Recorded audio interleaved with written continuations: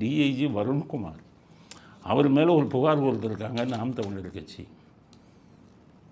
இவர் சாட்டை துரைமுருகன் டிஜிபிகிட்ட. இப்போ இன்றைக்கி உயர்நீதிமன்றத்தில் அது வழக்கு. அப்போ உயர்நீதிமன்றம் 1 மாதத்துக்குள் இதில் நடவடிக்கை எடுக்க வேண்டும் அப்படின்னு அந்த வழக்கை முடித்து வச்சிருக்கு.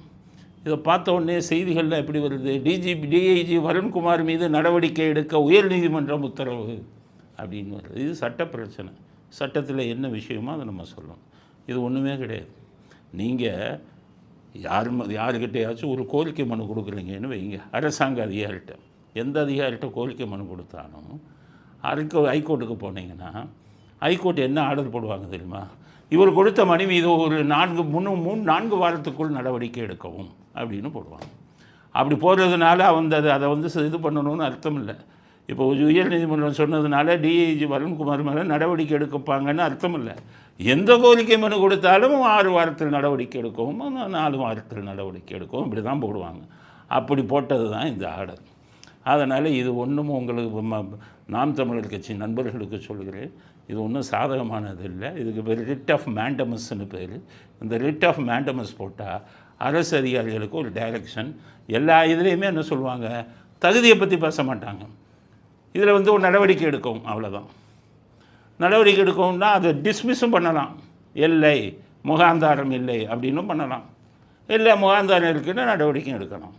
99% இதில் முகாந்தாரம் இல்லைன்னு டிஜிபி அதை டிஸ்மிஸ் தான் பண்ணுவார். ஹைகோர்ட் நீ டிஸ்மிஸ் எல்லாம் பண்ணக்கூடாது, நடவடிக்கை எடுக்கணும்னு கொடுத்த டைரக்ஷன் இல்லை, அது மேண்டமஸ். அதனால் நாம் தமிழர் கட்சி நண்பர்கள், இது ஒரு பெரிய விஷயம் இல்லை. எல்லா வழக்குகள்லேயும் உயர்நீதிமன்றம் போடக்கூடிய ஒரு ஆணை தான் அப்படிங்கிறத நாம் தமிழர் நண்பர்கள் புரிந்து கொள்ள வேண்டும் என்பது அடுத்த கருத்து. அடுத்தது ஜாகிர் ஹுசைன், ஓய்வு பெற்ற சப் இன்ஸ்பெக்டர், அவரை கொலை பண்ணிட்டாங்க.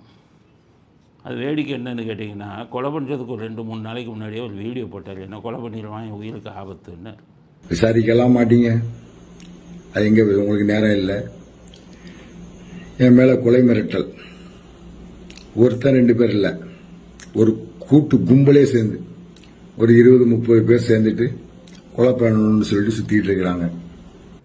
அப்போ காவல்துறை என்ன பண்ணியிருக்கணும், இந்த வீடியோ வைரல் ஆச்சு சோஷியல் மீடியாவில், சமூக வலைதளங்களில்.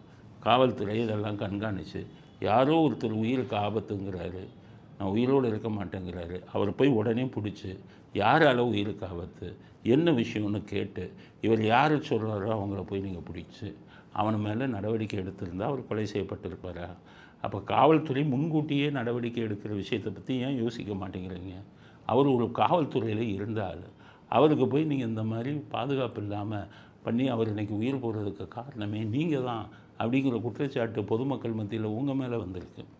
ஆனால் என்ன விஷயம்னீங்கன்னா, இது பூரா லேண்ட் கிராபிங். இப்போ திமுக ஆட்சியில் பல விஷயம் நடக்குது. உங்கள் நிலங்களெல்லாம் பத்திரமா பார்த்துக்கோங்க, நீங்கள் இருக்கிற வீடையும் பத்திரமா பார்த்துக்கோங்க. திமுகவுடையவன் பூரா அந்த நிலவரிப்பில் ஈடுபட ஆரம்பிச்சிட்டான். பிஸ்னஸ் ஃபுல்லாக அவங்களுக்கு. எவன் டைட்டில் இருக்கோ இல்லையோ வீட்டுக்குள்ளே உட்காந்துக்குவான். உங்கள் லேண்டை இதை பார்த்துக்குவான், மாற்றிடுவான் பேரை. நீங்கள் வாரத்துக்கு ஒரு தடவை ஆன்லைனில் பட்டா உங்கள் பேரில் ஒழுங்காக இருக்கான்னு பார்த்துக்கோங்க.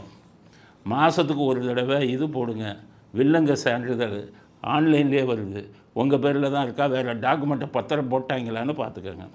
இதுதான் இப்போ தமிழ்நாடு பூரா நடந்துக்கிட்டு இருக்கு. கொள்ளையடித்து கொண்டு இருக்காங்க. இதை முன்னாடி ஆட்சியில் இருந்தான் திமுககாரன்.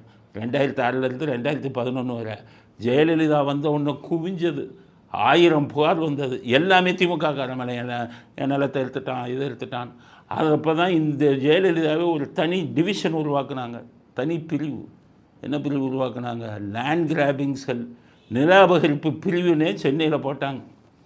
1000 பேர் நிலத்தை அடிச்சுட்டு போயிட்டாங்க.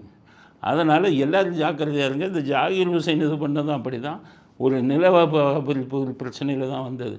நீங்கள் எந்த தப்பும் பண்ண வேணாம், உங்கள் லேண்டை அபகரிச்சுட்டு போய் நீங்கள் அவன் மேலே நடவடிக்கை எடுக்கணும்னு புகாரை கொடுத்தீங்கன்னா கொலை பண்ணிடுவாங்க. ஏன்னா சென்னையில் ஒவ்வொரு நிலமும் கோடிக்கணக்கில் விலை போகிறது.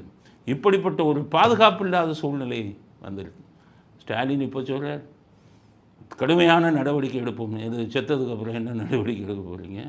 கள்ளச்சாராயம் குடிச்சிட்டு செத்தவனுக்கு 10 லட்சம் கொடுத்தீங்கல்ல, பாவம் எஸ்ஐ அவர் காவல்துறையில் இருந்திருக்காரு, அவர் செத்துருக்காரு. உங்கள் ஆட்சியுடைய லட்சணத்தில் சமூக விரோதிகள் கொலை பண்ணியிருக்கான். அவருக்கு ஏதாச்சும் கொஞ்சம் பணம் கொடுத்தீங்களா? கொள்ளையடிக்கிறவங்க டாஸ்மாகில் 20-30 வாங்குறீங்கல்ல, அதுலேருந்து கொஞ்சம் செந்தில் பாலாஜிகிட்ட சொல்லி கொடுங்க. இந்த எங்களை மாதிரி பேசுகிற ஆளுங்களுக்கு இப்போ பார் வச்சுருக்கிறவன்ட்ட சொல்லி பணம் கொடுக்க சொல்கிறீங்களே, அது மாதிரி பார் வச்சுருக்கிறவன்ட்ட அவன் அடிக்கிற கொள்ளையிலேருந்து கொஞ்சம் அந்த எஸ்ஐ செத்தவர் கொடுப்பான்னு ஒரு பரிதாபத்தோடு கொடுங்க. அதை விட்டுக்கிட்டு கடுமையான நடவடிக்கை. சட்டம் ஒழுங்கு கெடாமல் பாதுகாப்பு. சட்டம் ஒழுங்கு சீரழிஞ்சுக்கிட்டு இருக்குது. சட்டம் ஒழுங்கு சரியாக பார்த்துக்குவாங்களாம். பெண்களுக்கு பாதுகாப்பு இல்லை. பெண்களுக்கு இது செய்யும் பெண்களுக்கு எதிரான குற்றங்களில் ஈடுபடும் உங்கள் கட்சிக்காரனை தண்டிப்பதற்கு உங்களுக்கு துப்பு இல்லை. காவல்துறையை கையில் வைத்துக்கொண்டு அவர்களை பொம்மை மாதிரி ஆட்டி வைத்து கொண்டிருக்கிறீர்கள். இந்த லட்சணத்தில் கடுமையான நடவடிக்கை எடுக்கப்படுமா சேர்த்ததுக்கப்புறம்? அதனால் இன்னும் ஸ்டாலின் ஆட்சியில் நம்ம எத்தனை தொந்தரவுகளை சந்திக்க நேரிடுமோ இறைவனுக்குத்தான் தெரியும். அதனால் இன்னொரு ஜாகிர் ஹுசைன் சாகாமல் பார்த்து கொள்ளுங்கள். அதை தான் ஸ்டாலின்கிட்ட கேட்க முடியும். ஸ்டாலின்கிட்ட கேட்குறதுல பிரயோஜனம் இல்லைனாலும் காவல்துறையிட்ட கேட்டுக்கிறேன். முன்னாள் காவல்துறை அதிகாரி, இன்னொரு முன்னாள் காவல்துறை அதிகாரிகளுக்கு இந்த நிலைமை வராமல் பார்த்து கொள்வது காவல்துறையின் பொறுப்பு என்ற கருத்தையும் இறுதி கருத்தாக